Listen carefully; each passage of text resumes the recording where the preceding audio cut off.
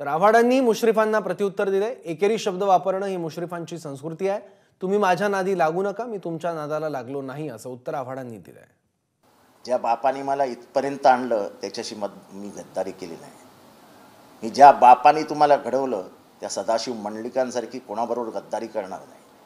कोल्हापूरच्या इतिहासात सदाशिव दादोबा मंडलिक आणि तुमचे काय संबंध होते आणि सदाशिव दादोबा मंडलिक यांनी तुम्हाला कुठपर्यंत आणलं हे सगळ्या कोल्हापूरच्या